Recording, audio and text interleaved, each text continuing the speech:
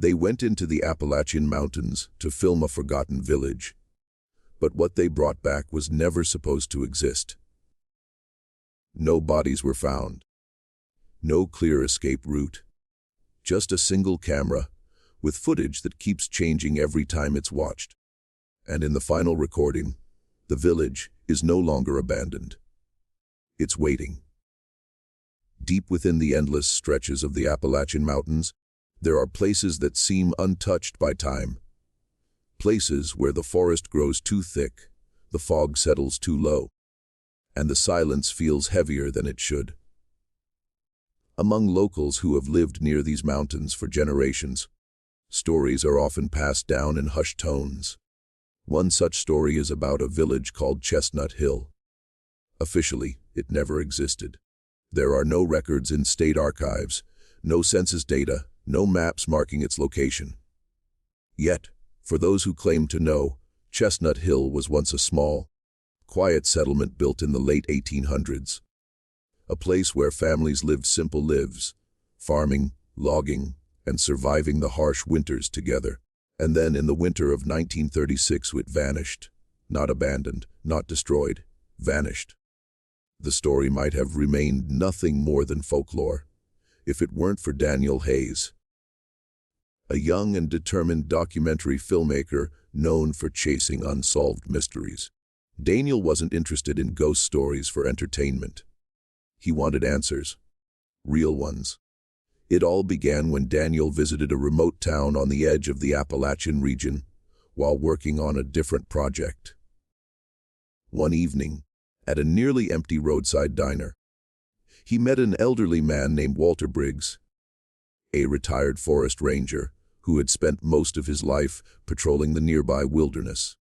Walter had the kind of face that told stories before he even spoke, lined with age, eyes sharp but distant.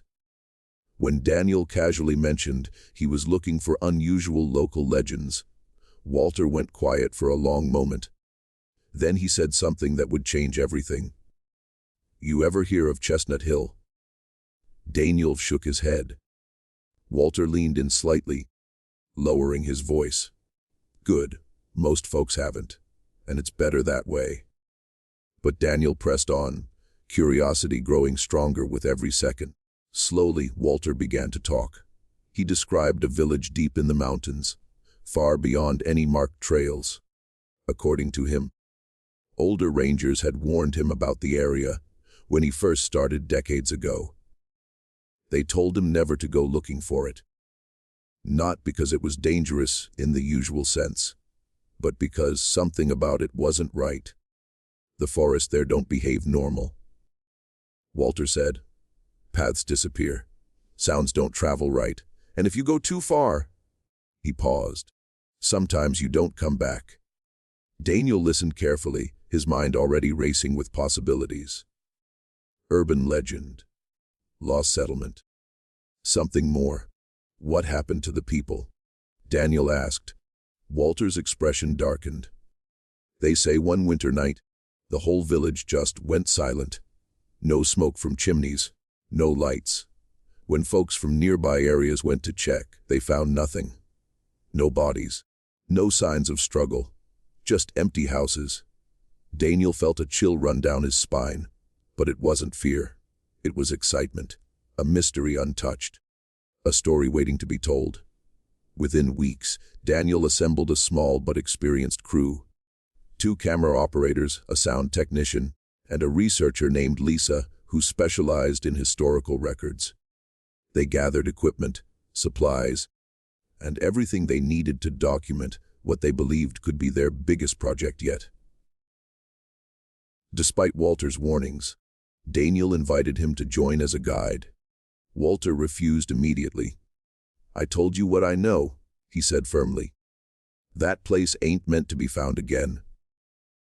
Undeterred, Daniel and his crew set out on their own. The journey into the mountains was longer and more difficult than expected. Roads quickly turned into narrow dirt paths, and eventually into nothing but rough terrain. GPS signals faded. Compasses began to behave strangely, spinning slightly off true north. By the second day, The crew noticed something unsettling. The forest had grown unnaturally quiet. No birds chirping, no insects buzzing. Even the wind seemed to avoid the area. Their footsteps sounded too loud in the silence, as if the forest itself was listening. Lisa tried to lighten the mood. "Probably just the weather," she said, though her voice lacked confidence. Hours later, just as the sun began to dip behind the mountains, one of the camera operators stopped suddenly. "Hey, look at this." Hidden beneath fallen leaves and dirt was a wooden post. The crew gathered around as they cleared it off. It was an old sign. Weathered, cracked, and nearly unreadable, but not completely. Daniel brushed his hand across it, revealing faded lettering. Chestnut Hill, founded 1891. For a moment, no one spoke. The legend was real. Excitement surged through the group, quickly overpowering their unease. Cameras were switched on immediately. Daniel began documenting everything. The sign, the surroundings, their reactions. "This is it," he said into the lens, barely containing his energy. "Proof that Chestnut Hill existed. We're standing at the edge of something that's been hidden for nearly a century." They pushed forward. As they moved deeper into the forest, the environment began to change in subtle but disturbing ways. The trees grew taller and closer together, their branches twisting unnaturally. Several of them bore strange carvings, symbols etched deep into the bark, circles, lines, shapes that didn't resemble any language they recognized, maybe old tribal markings. One crew member suggested. Lisa shook her head.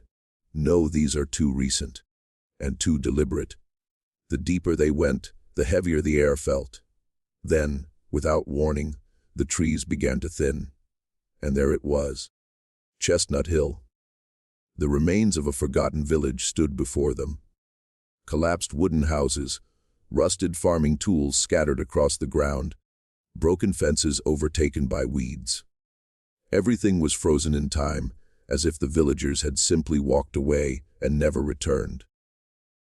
But something didn't add up. There were no signs of decay that matched the timeline. Some structures looked too well, preserved for being abandoned for nearly 100 years. And more disturbingly, there were no animal tracks. No signs that nature had fully reclaimed the place. It was as if the forest itself refused to touch it. At the center of the village stood a tall church, its structure still mostly intact. Its doors were wide open, swaying slightly despite the still air. Daniel raised his camera slowly. "I don't know what happened here," he whispered. "But we're about to find out." None one of them realized it yet. But by stepping into Chestnut Hill, they had already become part of its story. The church stood at the center of Chestnut Hill, like a silent witness to everything that had happened. And everything that was still waiting to be uncovered. Compared to the collapsed homes around it, the structure seemed almost untouched by time. Its wooden walls were darkened with age, but still firm. The tall steeple rose into the gray sky, slightly crooked, yet somehow defiant. What unsettled the crew most was the front door. It was wide open. Not broken, not forced, just open. Daniel signaled for the cameras to keep rolling as they approached. The wooden steps creaked under their weight, echoing louder than expected in the eerie stillness. One of the crew members hesitated. "Does anyone else feel like we shouldn't go in?" he muttered. No one answered. Daniel pushed the door further, and it let out a long, low groan, as if it hadn't moved in decades, yet resisted being disturbed. Inside, the air felt different, heavier, colder. Dust coated nearly every surface, yet strangely, the place didn't look abandoned in the usual sense. The pews were neatly aligned. Hymn books still rested in their holders. Melted candles stood frozen in time on iron holders along the walls. It looked like a service had ended, and no one ever came back. Lisa stepped forward slowly, her eyes scanning every detail. "This doesn't make sense," she whispered. "If the village was abandoned suddenly, there should be signs of panic. Broken things, scattered belongings, but this is too orderly." Daniel nodded but didn't respond. His attention had already shifted to the front of the church. Behind the pulpit stood a large wooden cross, slightly tilted. Beneath it was a small desk. On top of that desk lay something that made Daniel's breath catch. A book. He approached carefully, almost instinctively lowering his voice as if afraid to disturb the silence. It was a journal, bound in cracked leather, its edges worn and brittle. A thin layer of dust covered it, but it hadn't been touched in years. Daniel gently opened it.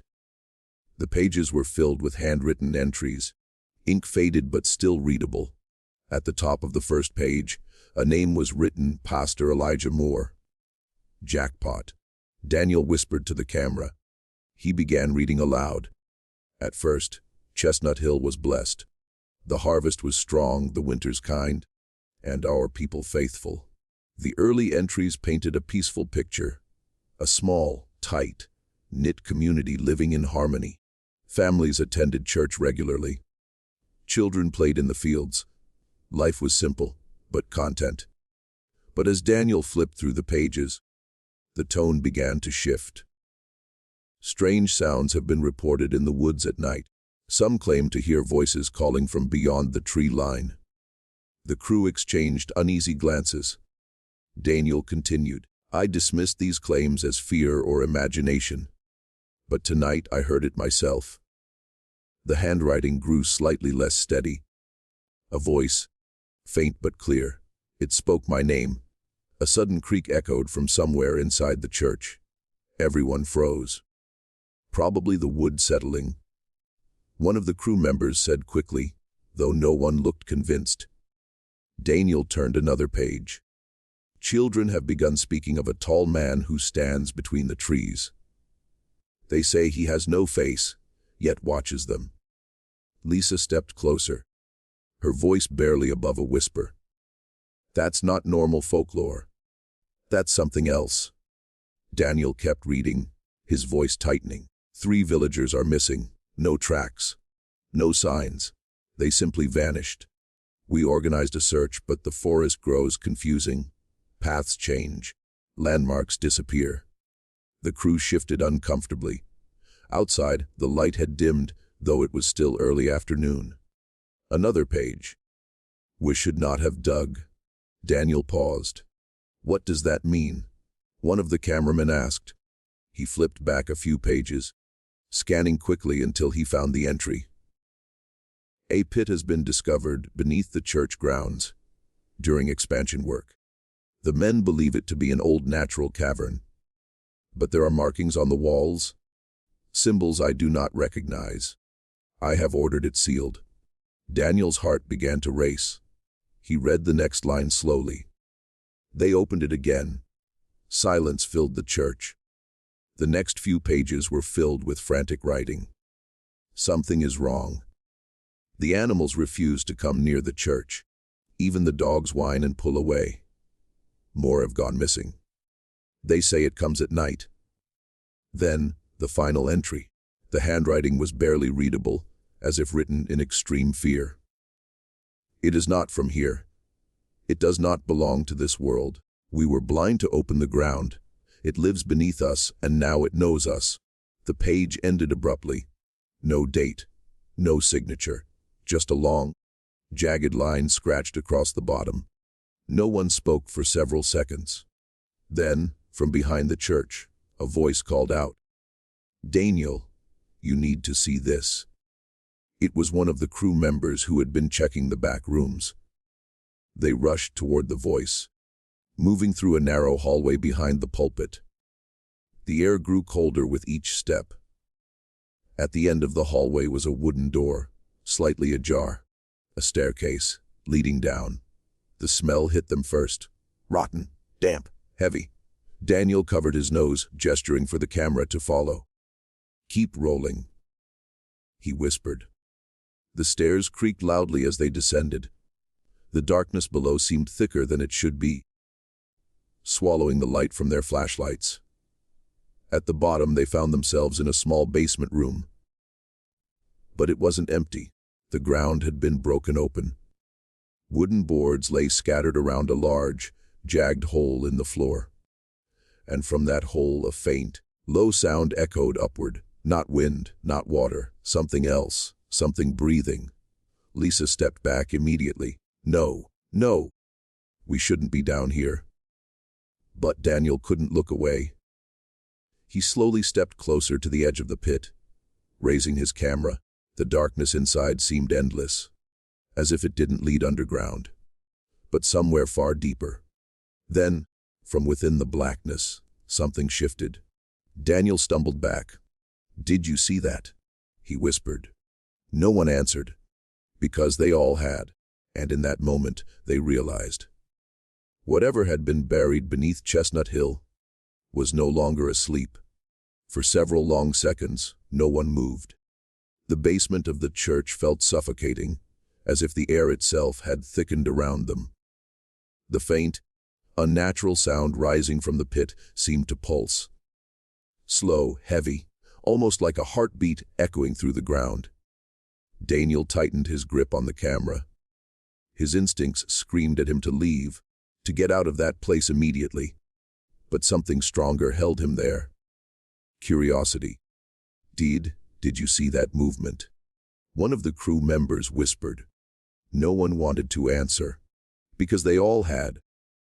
Daniel forced himself to step forward again, inch by inch, until he stood at the edge of the pit. He crouched slightly, angling the camera downward. The beam of light from their flashlight stretched into the darkness. But it didn't reach the bottom. It was too deep. Far too deep for something that was supposed to be a simple underground chamber. "This isn't just a hole," Lisa said quietly, her voice shaking. "It's like a shaft or a tunnel system." Daniel nodded, though his eyes never left the black void below. "Or something dug it out," another crew member added. That thought hung heavily in the air. The broken wooden boards scattered around the opening suggested the villagers had tried to seal it, but something had forced its way through from below. Daniel swallowed hard. "We need to document this properly." Before anyone could argue, he pulled a small rope from his pack and tied it securely to a support beam nearby. "What are you doing?"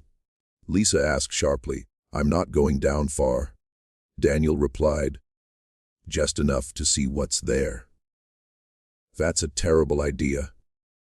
But Daniel was already lowering himself into the pit. The walls were rough and uneven, carved into dirt and stone. As he descended, he noticed the symbols again, etched deeply into the sides, just like the ones on the trees outside. Only these were clearer, more deliberate. They spiraled downward, repeating in patterns that almost seemed to move if he stared too long.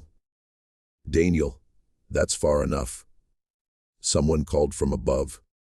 He stopped, hanging about 15 feet down. "Give me more light," he said. A second flashlight beam joined his, pushing deeper into the darkness. And that's when he saw it. The pit opened into a wider space, a large underground chamber.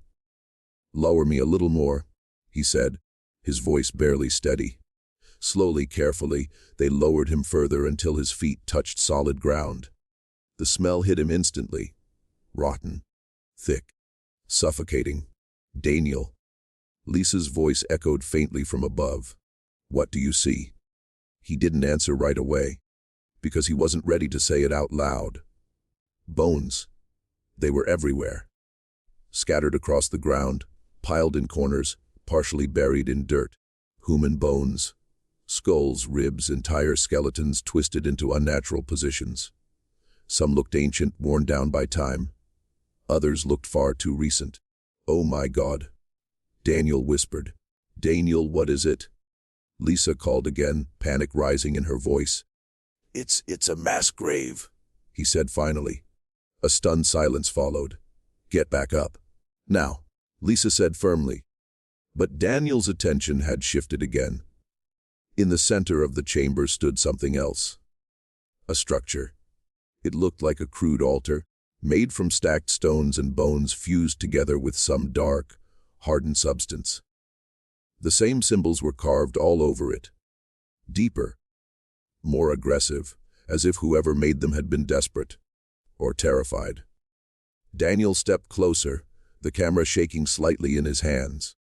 There were markings on the ground around the altar too, large circular patterns drawn into the dirt. Ritualistic, intentional. This wasn't just a cave, Daniel said slowly. They were using this place for something. Before anyone could respond, a low rumble shook the chamber. Daniel froze. Dust fell from the ceiling. Small stones tumbled down the walls. "Daniel, get out of there!" Someone shouted, but it was too late. From somewhere deep within the darkness beyond the chamber, something moved. A sound followed. Not quite a growl. Not quite a scream. Something in between. Something wrong. Daniel slowly turned his camera toward the far end of the chamber. At first, there was nothing. Just darkness. Then, movement.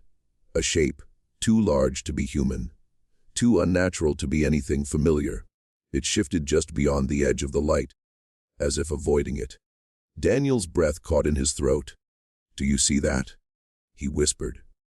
Above him, the crew was shouting, their voices overlapping in panic. But Daniel couldn't look away. The shape moved again, closer this time. Still not fully visible. Just a suggestion of form, tall, elongated, bending in ways that didn't make sense. And then, two faint points appeared in the darkness. Not glowing, but reflecting. Like eyes catching the light, the rumbling grew louder. The ground beneath Daniel's feet trembled. That's when survival instinct finally took over. "Pull me up," he shouted, grabbing the rope tightly.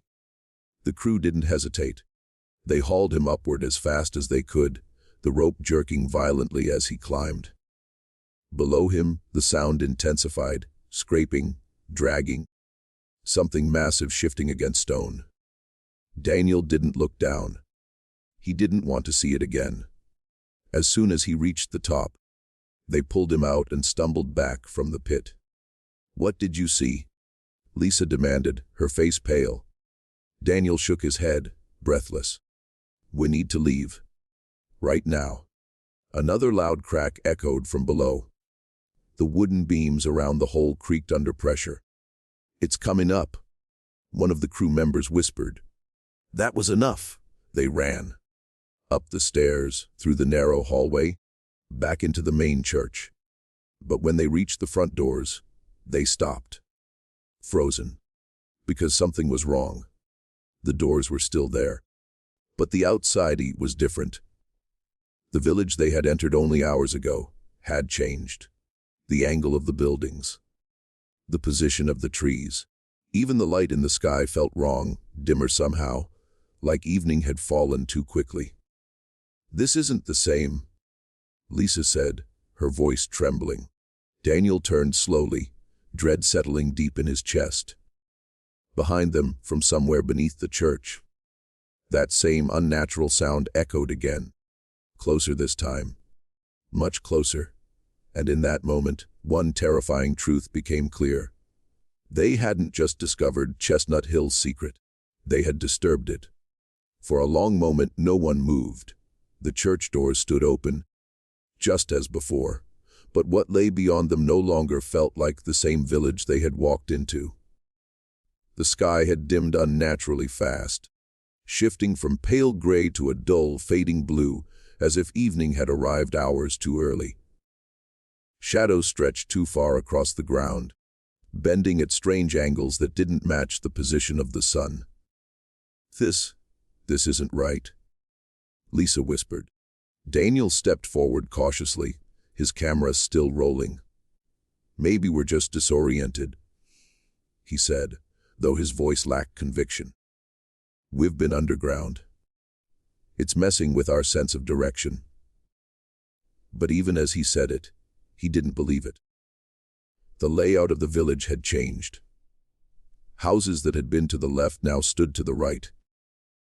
A broken fence they had passed earlier was gone. The narrow path leading back toward the forest entrance had vanished. What happened to the trail? One of the crew members asked, spinning in place. It was right there. Another said, pointing toward a cluster of trees. We came in from that direction. But now, there was no clear path, only dense forest stretching endlessly in every direction. Panic began to creep in. Okay, Daniel said quickly, trying to regain control. Everyone stay calm. We'll retrace our steps. We stick together, no one wanders off. Got it. They nodded, though fear was already settling into their expressions. The group moved as one, choosing what seemed like the most familiar direction. At first, it felt promising. The ground sloped slightly downward, and the trees appeared less dense. But after 10 minutes of walking, they stopped. They were back at the church. No one spoke. That's not possible, Lisa said, her voice tight. We walked straight. We didn't turn. Daniel turned slowly, scanning the surroundings. We try again, he said. This time they marked their path. One of the crew members used a knife to carve arrows into the bark of trees as they moved, pointing in the direction they were heading. Again, they walked. Again, they stayed in a straight line. Again, they ended up at the church. The carved arrows were still there. Only now, they were pointing in the opposite direction. A cold wave of realization washed over them. We're not lost, Lisa said quietly. We're being kept here. As if responding to her words, a faint sound drifted through the air. A whisper, soft, distant, but unmistakable. Daniel, he froze. Did you hear that? He asked. No one needed to answer. They all had. The whispers grew slightly louder, overlapping with one another. Different voices, different tones, some childlike, others low and strained.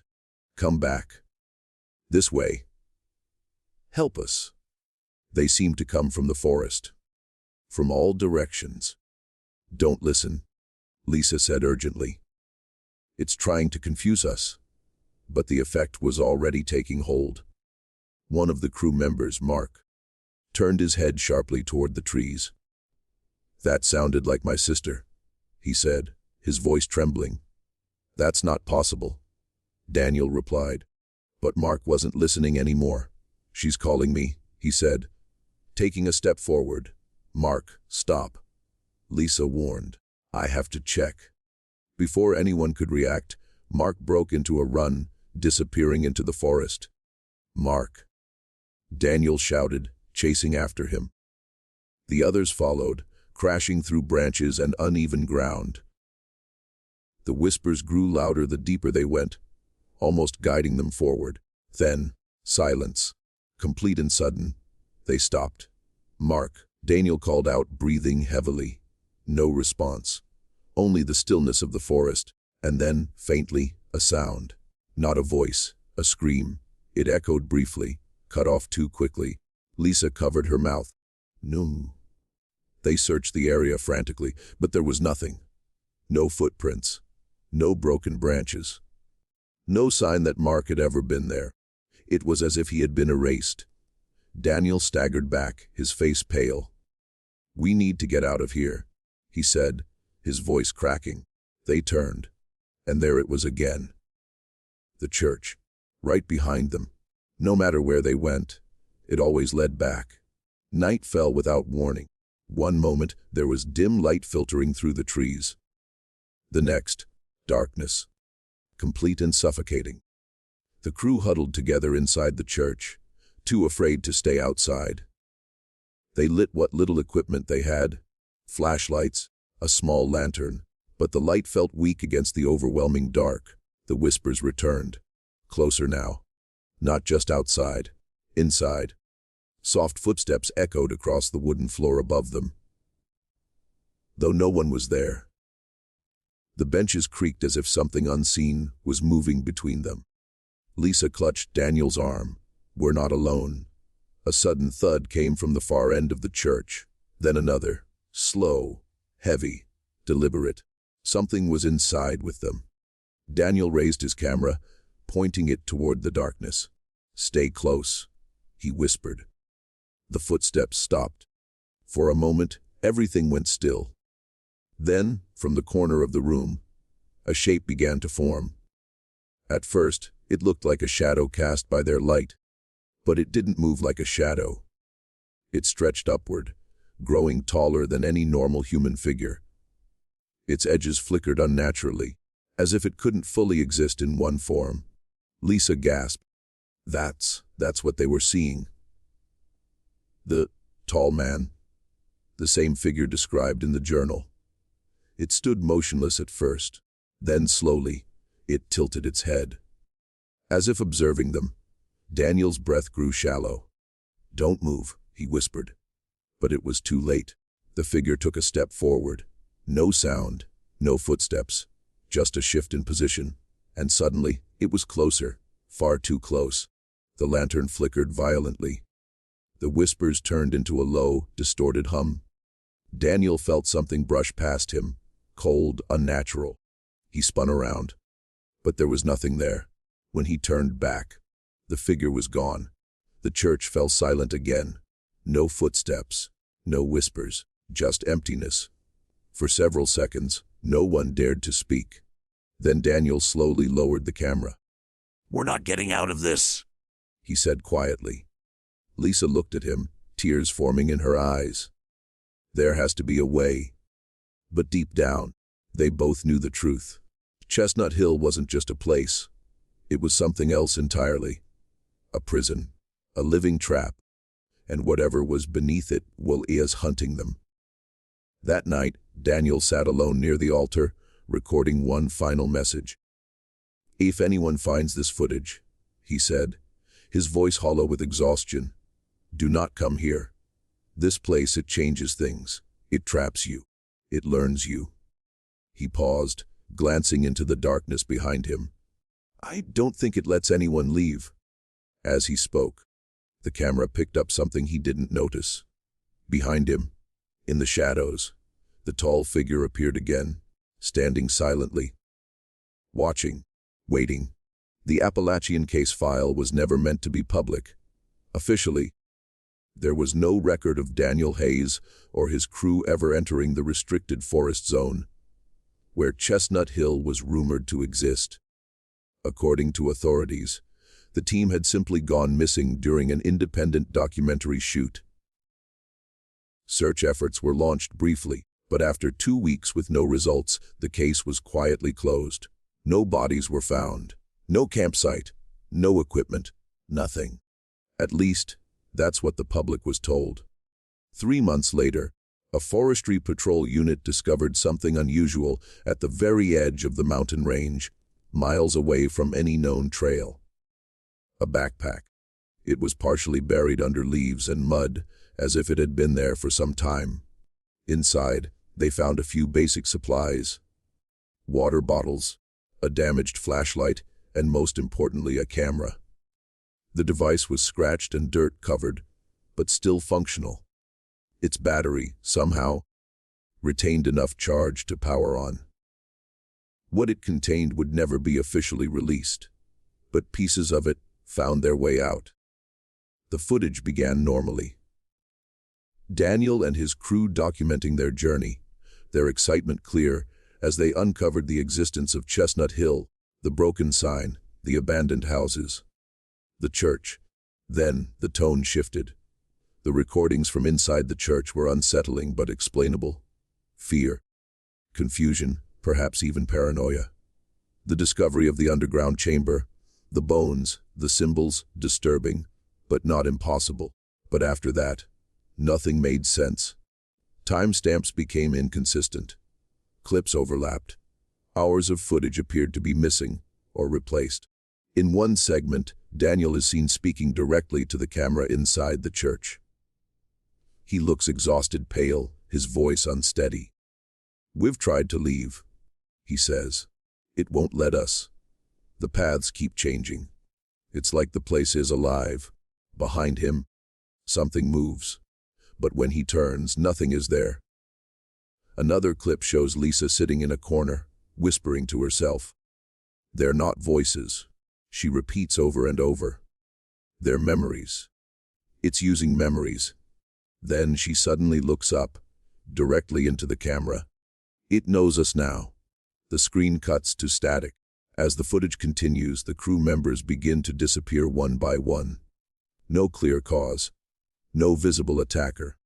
They are simply there in one moment and gone in the next. In one chilling clip, Daniel calls out for Lisa as he runs through the forest, the camera shaking violently in his hand. Lisa, answer me! The whispers are louder now, overlapping, chaotic. Among them, her voice. Daniel, over here. He follows the sound. The camera swings wildly between trees until it finally stops. Ahead, through the darkness, a figure stands. At first glance, it looks like Lisa. But something is wrong. She isn't moving, not breathing, just standing there, watching. Daniel approaches slowly. Lisa. The figure tilts its head, too sharply, too unnaturally. Then, the screen cuts. The next segment is one of the most debated. It shows Daniel inside the church again. But the building is no longer in ruins.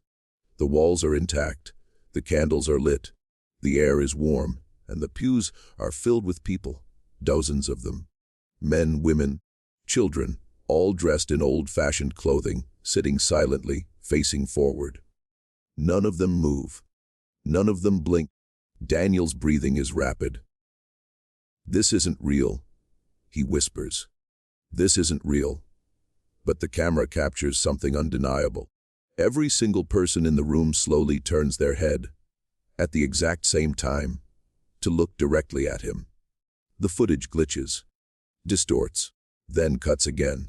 The final clip is the shortest, and the most disturbing. It begins in complete darkness. For a few seconds, there is only the sound of Daniel breathing, fast, uneven, panicked. Then a faint light appears as he raises the camera. He is outside, running. The forest blurs past him. I found a way out, he gasps. I think I'm out. He slows down. The trees begin to thin. And then, he stops. The camera steadies. Slowly he turns it around. What it shows makes no sense. Behind him is Chestnut Hill, but not the ruined village they had entered.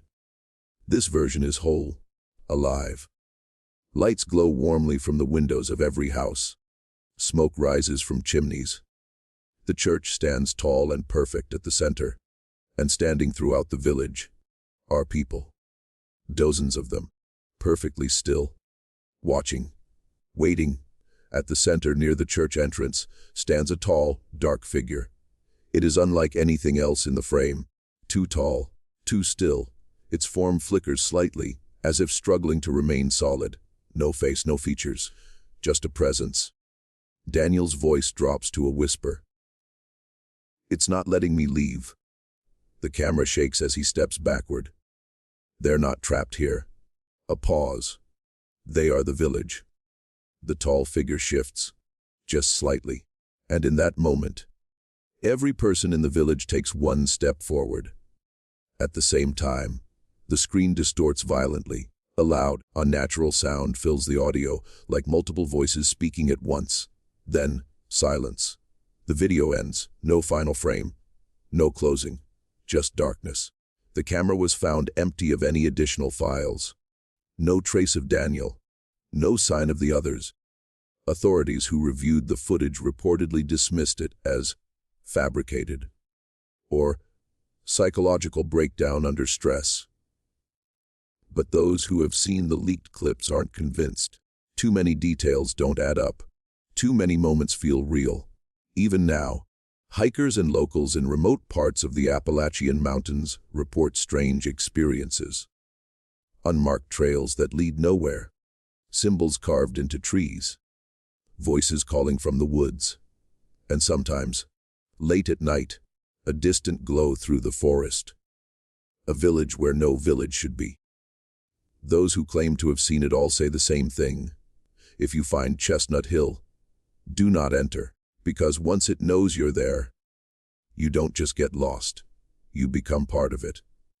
The official report was brief. Too brief.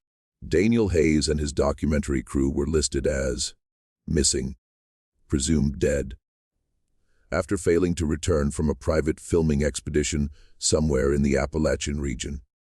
No exact location was ever confirmed. Authorities claimed the team had ventured too deep into unstable terrain and likely succumbed to natural hazards. Case closed. No press conference. No detailed search report. No follow-up. It was as if the story had been deliberately buried. But stories like this have a way of resurfacing. Nearly 3 months after the disappearance, a local forestry patrol unit made an unexpected discovery near the outer boundary of the mountain range. Far from any marked trail and nowhere, near where Daniel's team was believed to have traveled. A single backpack. It was wedged between roots of a fallen tree, partially hidden under damp leaves and soil. At first glance, it seemed like ordinary lost gear, but inside, there were items that raised immediate concern. A camera, not just any camera, the primary recording device used by Daniel Hayes. Scratched, mud-stained, but intact. When the device was powered on, what it revealed would spark quiet fear among those who saw it, and quiet efforts to keep it hidden. The footage began as expected. Clear, steady shots of Daniel introducing the project. Wide-angle views of dense forest landscapes. Light-hearted conversations between crew members. Laughter, curiosity, confidence. Then came the discovery of the sign Chestnut Hill, founded 1891. From that moment on, everything changed. The recordings became more focused, more intense. The tone shifted from curiosity to unease. Small details began to stand out. Moments that seemed insignificant at first, but deeply unsettling on closer inspection. In one early clip, while Daniel speaks to the camera about the history of the area, a figure can be seen standing far behind him, partially hidden between trees. No one reacts to it. Not even Daniel. When the footage cuts and resumes seconds later, the figure is gone. As the team explores the village, the camera captures subtle inconsistencies. Objects appear in different places between cuts. Shadows fall in directions that don't match the light source. Reflections in broken windows show shapes that aren't present in the scene itself. Then comes the church. The audio inside becomes distorted at times. Low-frequency hums layered beneath their voices, almost like something else is trying to speak beneath them. After the discovery of the journal, the footage grows more erratic. Timestamps begin to glitch. Clips repeat, but not exactly the same. Slight differences appear each time, like alternate versions of the same moment. In one version, Lisa stands silently behind Daniel as he reads. In another, she isn't there at all. Then, after the descent into the underground chamber, the recordings become fragmented. Short clips, abrupt cuts, missing segments. One of the most disturbing sequences shows the crew arguing inside the church. "We've been here too long," Lisa says, her voice strained. "Something's wrong with time. It's not moving right." Daniel shakes his head. "We just need to stay focused." "No," she interrupts sharply. "You don't understand. I've seen this already." The room goes quiet. "What do you mean?" Daniel asks. Lisa looks directly into the camera. "I've seen us standing here, saying this, exactly like this." A loud crack interrupts the moment. The footage cuts. When it resumes, one of the crew members is gone.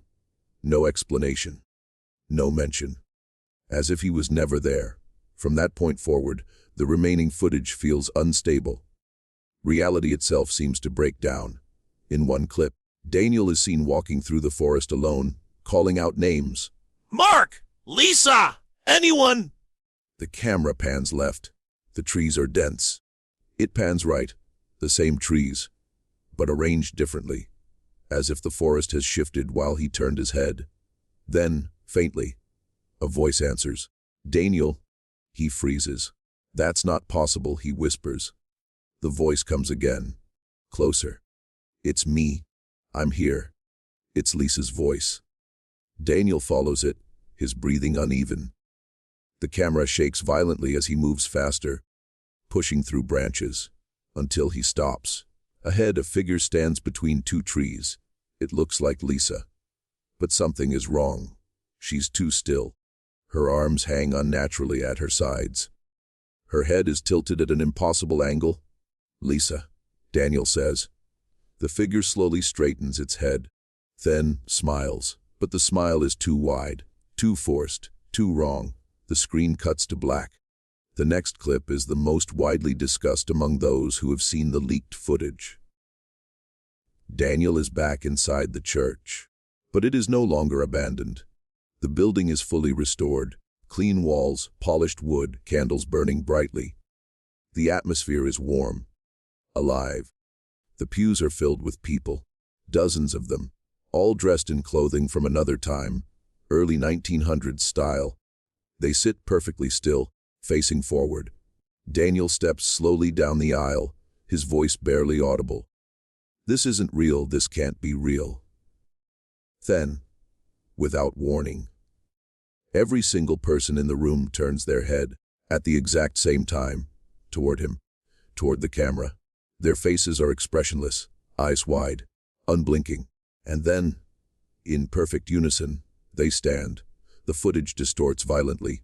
Audio collapses into a deep, layered noise, like hundreds of whispers merging into one. The clip ends abruptly.